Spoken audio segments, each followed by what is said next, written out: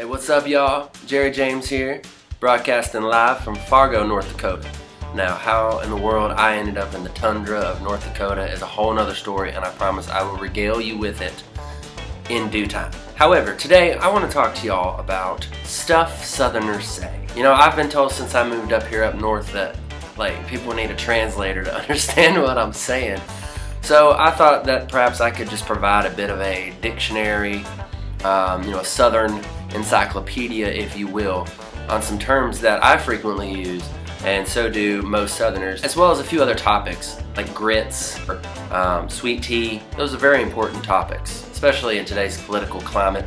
So, first of all, what are Southern sayings? You know, where did these things come from?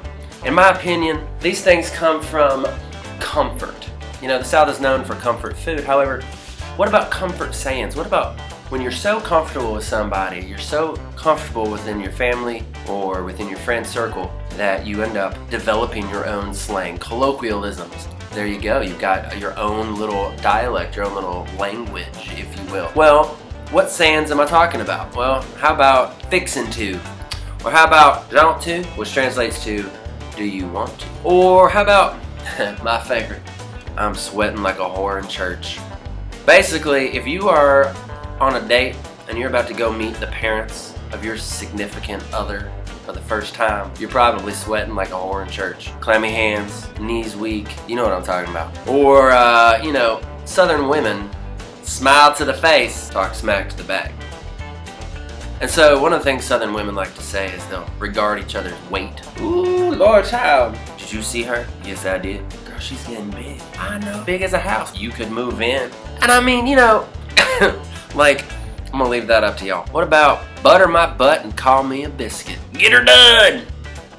That boy is dumber than a box of rocks. You got breath like a buffalo fart. Hey, don't let your mouth write checks your butt can't cash. You know, when you get in trouble in the South, 9 times out of 10, that's 90%, y'all, you gonna get a whooping.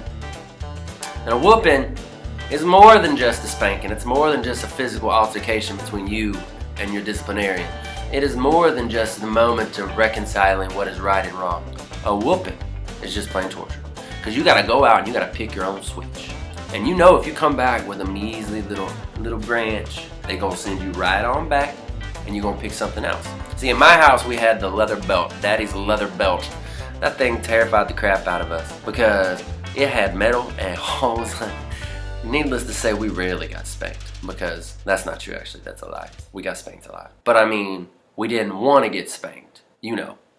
Anyways, Southern discipline, Southern women, we're covering all the bases here. What about Southern food though? I mean, you got grits. Northern man walks into a diner, sits down, and he sees grits on the menu and says, I would like to try a grit. What the hell's a grit? So, she's like, sir, I can't just give you a grit. I can give you grits. And he's like, no ma'am, I want a grit. I'm not in the mood, just bring me a grit. She's like, okay. So she goes back, gets herself a plate, puts one single granular grit on the plate.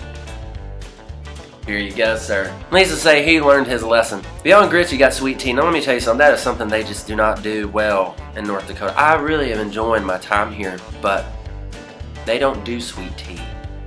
So when it comes to Southern food in the North, they're struggling, but that's just to be expected. See, let me tell you something about sweet tea. See, sweet tea is a science. According to my mama, sweet tea, if it ain't like syrup, it ain't sweet enough.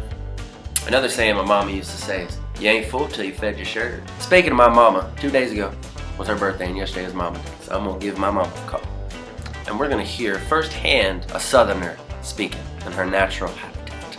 I think she's with my grandmother actually, which would be perfect. What's up? Can you see me? I sure can. Hey Mama. Hey Grandmother. Y'all look so good looking. Thank you. Hello. Hey. What are you doing? Well, I'm doing a little interview here. I wanted to ask you guys a question. Jerrie, you look so young. I mean, I moisturized. Thank you. You moisturize. I got 2 questions for you. I'm talking to some people here about what it is like to talk to Southerners, why people from up north have such a hard time understanding us. What would you say is the reason that people have a hard time understanding Southerners? They're not well educated. They're not well educated? I'll take it. And then the second question is, can you give me some quintessential Southern expressions that... Far. What was it?